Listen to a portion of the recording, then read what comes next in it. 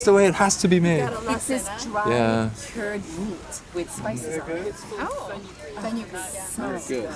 So, Yeah. cumin, I think. That says, Fenugreek 하이레노 vince? Chamanche? chaman, yeah. Your coon's in the shot there. Okay. So lower it, and then I'll tell you when to stop. So lower, in the shot. Good arm Back up. exercises. There, that's great. That's as low as you can go. Okay. Yeah, you'll back up a little bit. You want to go with her. He's usually shooting with you. Oh, So God bless him.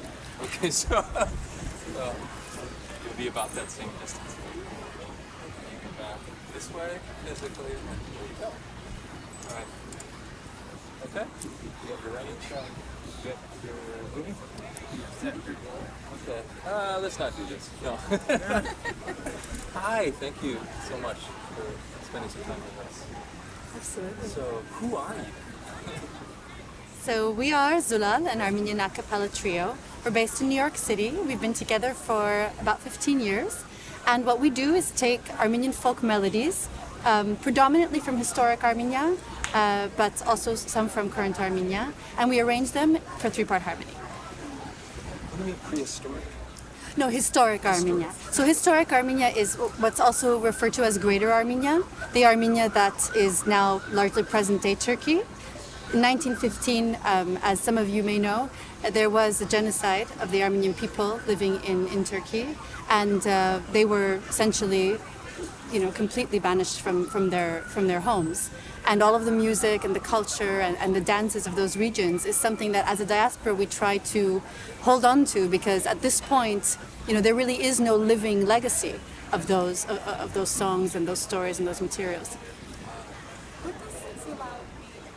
Zulal means clear water or pure water. It's when you're standing in the Caribbean. Sure.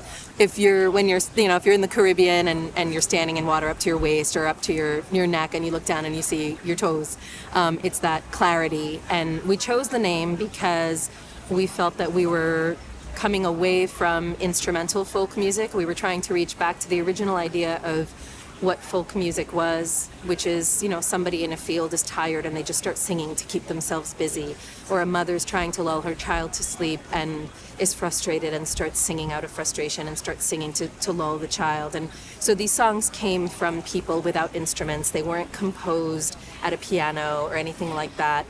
And so we chose the name Zulal to kind of speak back to that idea of the clarity of this music and where it came from, and not using any instruments. Before I let you escape on it, I'd like to know more about women in traditional music, because it seems to me, and even after the genocide and everything, it's women who have kept a lot of traditional culture alive. I wonder, honestly, how many of the songs were originally composed by women and how many by men, because I feel like so many of our songs are from the perspective of women. And it might just be because we're drawn to those, because we like the message of the songs or the mood of the songs, but I do feel like a large number of our songs are about women's work and lullabies and love songs, more from the perspective of the woman. And you're so expressive when you tell those stories. You do. I mean, you fit into those roles. It's amazing to see. It's like a transformation. We have some theater background among us, and so we also, I think the stories spoke to us so much. I mean, just again, hearing these voices from the past, and each person that sang by themselves had a story, had a message, had something that they were speaking from their heart. And we were struggling because as Tenny was mentioning, the people of the time were pushed out of their lands and they ended up in the diaspora. In those times when these songs were written, there were so many different dialects that they were almost cryptic for us to understand. And so we were struggling to understand some of the meanings of these songs. And so through our own exploration and our own discovery, we were thinking, well, if we're struggling with this is not a do you know Armenian or do you not know Armenian thing. This is really, this dialect hasn't been spoken for over 100 years. So we thought that the storytelling component and the explanation of each song would lend itself to people understanding the meaning of it, and for it to reach to them. It must be remarkable to go back and to look at first-hand sources and to try to figure out these dialects, to crack these codes.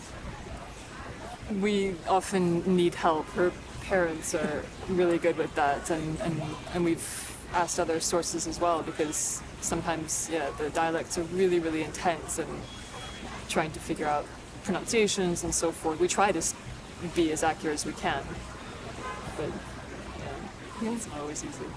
So what, I mean, you mentioned some of the topics of these songs, but if you could tell us a little bit more about the songs that really reached you, that really moved you, and maybe those even got you into this wellness in the first place, that song. Our first song was Bingyol, which is the village of 1,001 springs. And just the image of that, you know, that there was a time, there was a place where this magical thing existed. You know, that was the first song that we chose. I don't know what The first line is Yer patsieran karnan gananch ternere. When the green gates of spring were opened. So already, I mean, it sets So the scene. poetic. And I mean, every song has a story for us. Maybe it would be interesting to share, to get in like deeply into one. But each song we could speak about, because everyone has a certain message or a meaning that has resonated with all of us. Do you want to share maybe the story behind Manches? Not the best example because it's a contemporary Yeah. folk song. Yeah. Well, Kelelao, actually. Yeah, Kelelao is a song from the region of Tallinn, and it's a song that is a call to go home. So this is the voice of the Armenian diaspora. This is, you know, come my son, let us go, where healing herbs grow from the earth. My son, let us go home, let us go back home, where birds clap wing to wing, and our mother is there and our father is there. The stones shed tears without us. Rise, my son, let us go home. It's a powerful song. It's typically been sung as a solo with like a drone underneath it. We converted it to a 3-part harmony song. But that's a fine example of a song that spoke to all of us. If we don't get moved by a song, we won't pick it, right? I mean, it's got to be something that touches us all in some way. We've left voicemails for each other while we're driving and like crying and being like, "This, I can't believe it! I just figured out what this song is about," you know. So it's been a beautiful 15-year journey for us, like this process of discovery, of learning this music together and unlocking the key a little bit to this world. Have you unlocked people as well with these songs? I mean, you probably wouldn't know who wrote them, but maybe the situation. So we do know who wrote some of them, or it's not so much a writing, but more of a collecting.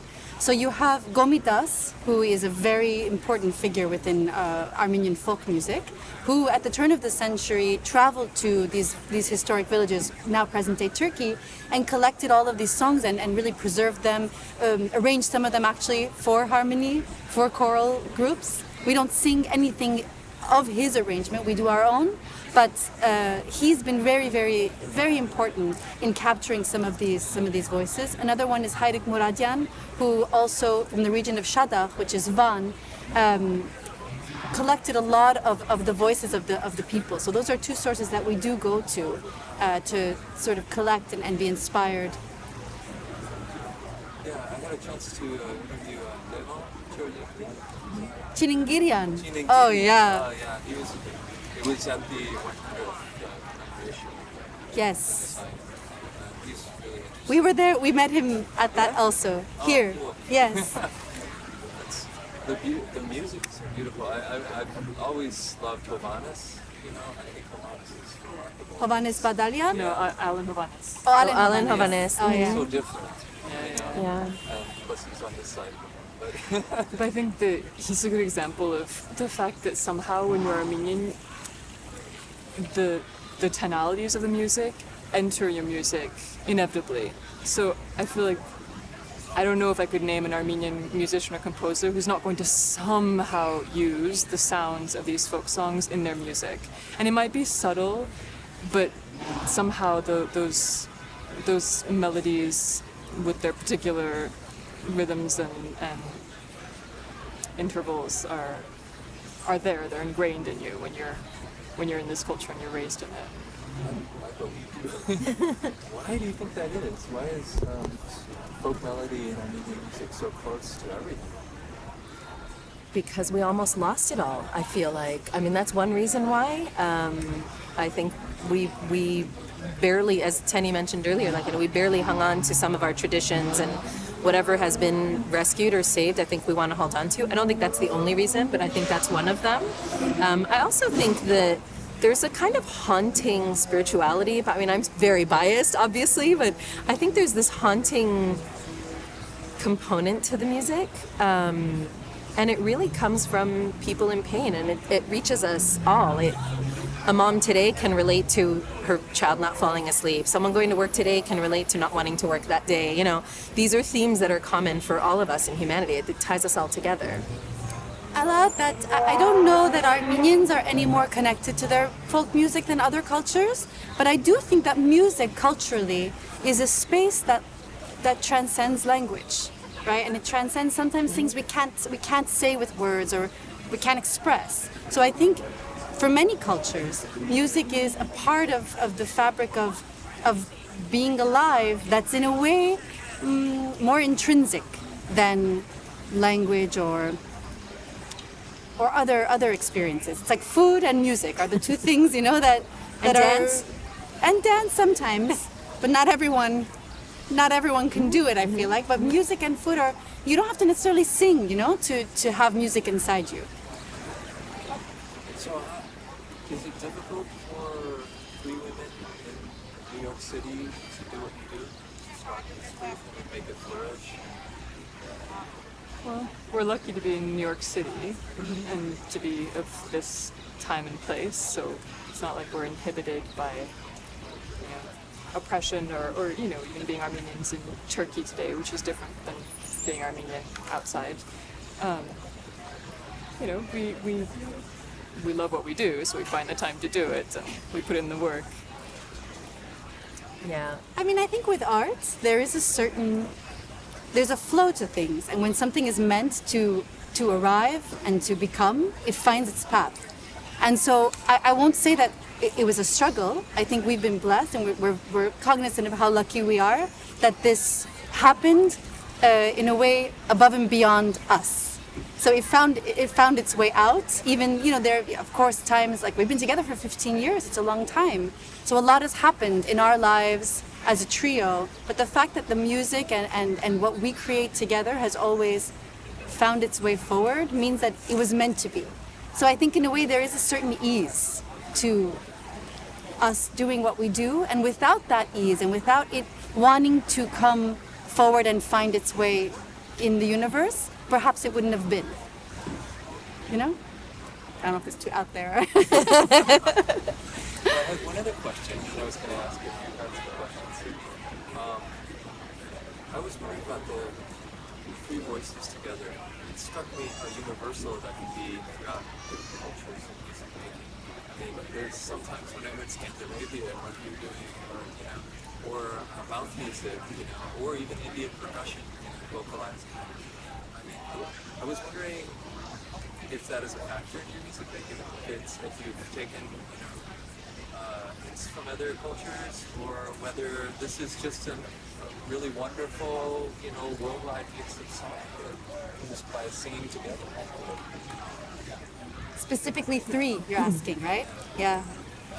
Well, it's interesting because very, very early on, we thought, should we add another member? And we auditioned two people who were both excellent, and we would have had to have accepted both.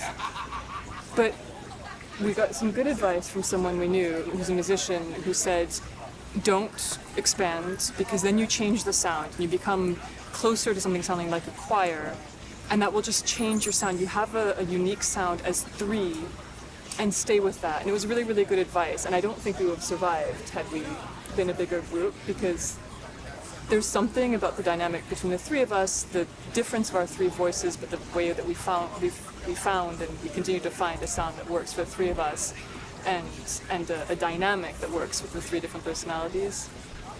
There's something about that that's been very fortifying. And definitely something about the triangle, right? Yeah. The balance of three. And I think that's why you see a lot of trios, especially vocal trios. There's something about the balance of those 3 points. Can't quite explain what it is, but there's something to it for sure. And your love of story. Oh, That's yeah. something I mean, we all share. Stories come in threes instead of having stories. It's true. 3 It's apples true. fell from heaven. It's an Armenian saying. It's a what do you call a hekyat? Legend? It's like a Fairy tale. Yeah. Fairy tale. It's the way all like many stories begin. Yeah. Many fables begin in Armenia. Fables. Yeah. And if you could still look at me and say you might never go, No worries, sure. pretend that I was brilliant to do that. Okay.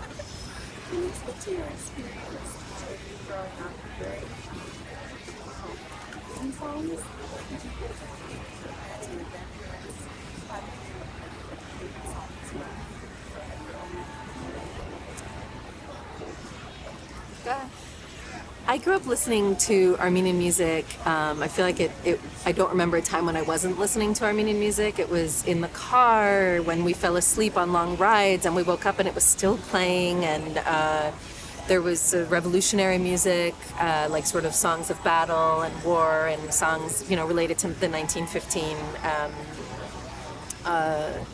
uprising and everything. So I feel like it has always been there. I don't have one particular song that spoke to me other than there was a mother preparing her child for battle.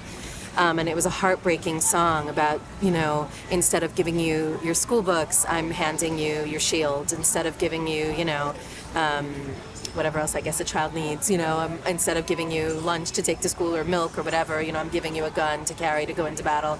And I remember that it just spoke of motherhood and it broke my heart, and that it was part of this child's history and legacy that he had to be experiencing that. And that's not unique to Armenia. That's any child anywhere who's being forced into battle due to the situation in their country. So yeah, that was the first song I remember. For me, it was always pervasive in my childhood, and I remember I had an uncle who was very, he at the end of a dinner he would just burst into song, and he used to sing Rapama all the time, which is a song that we've arranged, which celebrates a pumpkin dish that's actually being served at this festival, made with rice and honey, and I just remember song being a way to express joy. And I always connected to sort of the fabric of it, but there wasn't a moment that we discovered it. It was just part of our lives. For me, it's a little different because my dad's Armenian, but it was my non-Armenian mother who just loved world music, and so introduced me to Armenian music and all sorts of different types of music. So we would do the house cleaning to Miriam Makeba, Marta Sebastian, and Armenian folk singers. So. Well, I was thinking about when you did the set last night. I was lucky enough to go visit Armenia to work with two more of the kids that were out. Cool. Yeah, it was very neat. We went into the villages. And it's such a rugged, beautiful landscape. I couldn't help thinking when I was listening to you last night that that the music seems to have it in the voices.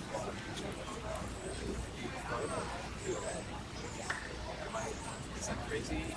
No, not at all. I think that sort of haunting sound comes from its being a mountainous country for the most part. I mean, historic Armenia was also rather mountainous, or big spaces,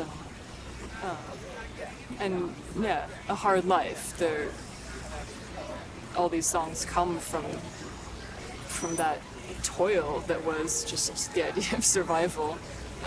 And so you create a song to get through it, to get through with grace. And I think when we're arranging, we try to honor, I just heard something recently that the melody itself has to embody the purpose of the words and the meaning. And so when the melodies are pre-written, so we don't do much with that. but our arrangements try to honor that. So we have a song called Lachin, which is three women in a workplace, and they're spinning wheels and literally using a spinning wheel, and they're weaving, and they're creating wool, etc. And so we try to bring the sounds of that into it. We have a song about mountains, and they're like horse clopping, and we try to include something that is reminiscent of that or whatnot. So we're trying to honor the sounds of maybe where these songs came from through our arrangements, in addition to the spirit of it, really. But at the same time, it's in the eyes of the beholder or the listener. You have Armenia in your true. mind, and so the picture is clear for you. Other people who perhaps don't have a visual or a sense of the land and the feel and the light, latch onto different things. So it's interesting. The reaction varies. I thought it was beautiful. I was with TV people there, and I said, "You get to do a reality show on life in villages." Yeah. We went through one village, and they were playing soccer in the street, and all the traffic was stopped. And that's gorgeous and beautiful. The sun was going down. The light is special in Armenia. Oh yeah, Something about it. sundown. Sunset is incredible there because the air is very dry. So I think it does something different to the colors in the sky. It's really beautiful. Yeah, so much going on. It's an exciting time right now. Yeah. Yeah. Maybe we could have a song. Well, I don't know. Just one more. Sure. What do you want visitors to take away from this? Wow. And also, particularly from the experience of the day, as you laugh. Big question. That is a big question. Yeah, definitely. We'll split it in two. What do we hope they take away from the festival, and what do we hope they take away from us? Okay. Maybe perhaps the takeaway from the festival itself is, which I think they've done a wonderful job of, is a sense of the crafts and the connection to the earth, the stone, the food, the color of it, and the texture, and the sounds. A lot of what's being presented is very much the progression of Armenian music, how Armenian folk can be pulled into jazz, contemporary music, so on and so forth, which I think is great in terms of the evolution. I do hope that it inspires people to perhaps take a look at some of the archival music that's actually on the Smithsonian website, very close to this video perhaps somewhere, and to take a look at some groups like Shoraken and so on and so forth that are on there. And the Smithsonian archival recordings are fantastic. They are also on the Armenia page. And to go ahead and take a look at what was before, and not only to experience the contemporary, but to perhaps take a bit of a journey into traditional music also.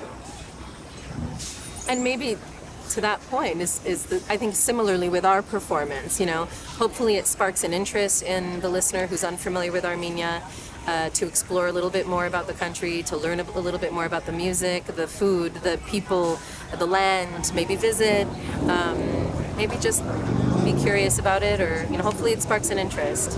And also just the importance of art for the survival of culture and therefore humanity. That's when you think of the cultures who maybe have suffered the most, it's the music that you think of. Well, in my case, I think of the music first, the music we got as a legacy of slavery and for Armenians, and that's what you can carry when you have nothing materially to save. And so it's the music that is kept, and the importance of keeping it, I think, is what we want to transmit. We don't need to do that. I think people understand that.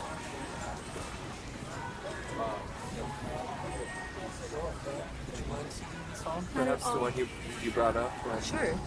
Oh, Kelao. Oh, Kililao or Lachin? Oh, not Not much. Let's do that. Okay. Did you want us to say a bit about this? Is not something we talked about. But do we want to stand? Is that going to disrupt everything if we stand while we sing? You go ahead and talk about it here, and then we'll stand. Sure. Okay. So what are we doing? Daldala? What did we decide? I think that Or was Doni? great. Dal. Yeah. So Daldala is a song from historic Armenia, from a district called Palu, and it's a dance song in 5/8. It is about a person whose sweetheart is far off, has left the town and is far off in Istanbul, and every time they hear the word Istanbul from anybody walking on the street, their heart nearly falls out of their chest because their sweetheart is over there. They write a letter, they wait 15 days for the other person to write back. They don't know if they're going to write back or not, and finally they do, and they're dancing with joy. Okay. Can I go to my spot? Sure. I'm usually on the right. Yes, I don't remember. Oh, yes, Miss Jonah? Yeah. Okay. To drink some water. Like, get some of the tin, or trying to put that. Are we just singing to each other, or are we like acting this? Do you want us performing? Do you want us performing this, or want it just to be like singing a- to each other? Just kind of hanging out and singing, or like performing it to the camera as if it's an audience? What do you want? I think performing is Yeah? Okay, got it. but it is a smaller hall. So Okay, yeah. maybe singing to one person and not a whole lot. Oh, yeah, yeah. Or into Not like You mean not the stadium? You know? Okay. of course. Because we perform in stadiums all the time. Yeah, totally have to. Super Bowl next year. I mean, whenever it is. But let's, you know what, kamerain like chinayin directly. Well, let's decide where we're looking. So if one of us is looking at the camera and the other are not. Wait, should we look at the camera? That's what he Oh said. yeah, Okay. great. Okay. Like me. Do you sing? Do you play an instrument? A little bit. You sound like you might sing. You seem like an artist. Artist. I write. Yeah. Yeah. Que poder. Then you can fall asleep at 1 o'clock on your keyboard. Right? It's a bonus. I think that's pretty good.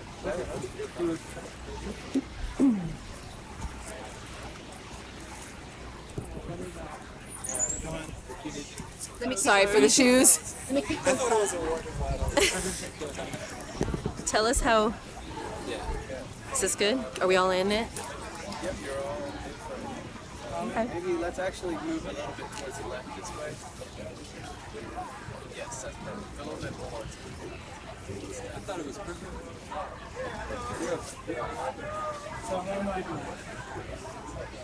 You're in the shot. That's Yeah. And we'll just drop this down a little bit. The pickup's very new on this one.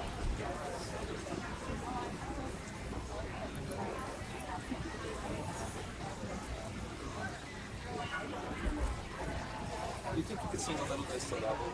Sure. Sure.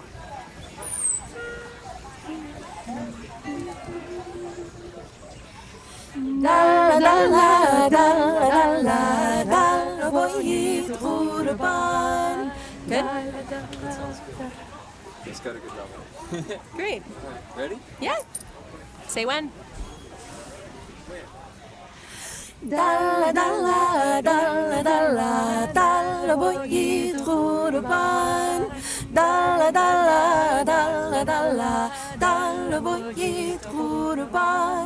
Mechkugat barager karagelut hayran yereset garmire paknelut hurban Burgsen İstanbul sirdes götenta Burgsen İstanbul sirdes götenta Vachna merdas chicas dushmanes khanta Vachna merdas chicas dushmanes khanta Da da da da da la da la git kurban da la da la git kurban Mechkugat parager karagelut hayran yereset garmirer paknelut khuraban Kati posta khanan lamat kesi Kati posta postahanan namatugeti Das ningoras paseti jura bejari Das ningoras paseti jura bejari Hop da da da da da da da da da boyita urban Da la da la da la la da la boyita urban Meçku gıd paragi kargelut hayran Yere sıd garmire baknelut hurban Akciye socan posta cinega Akciye socan posta cinega Gora gitze trabaner bera Gora gitze trabaner bera Hop!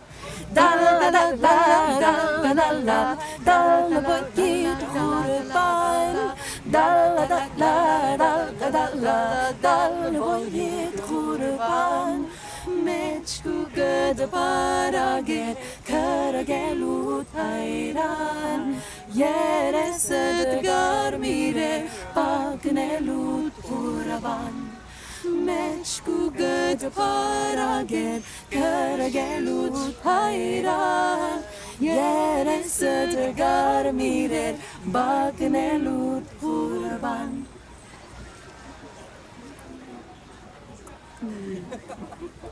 Thank you. Thank you. Thank Thank you. Very good. Wow, wonderful. We hope that it was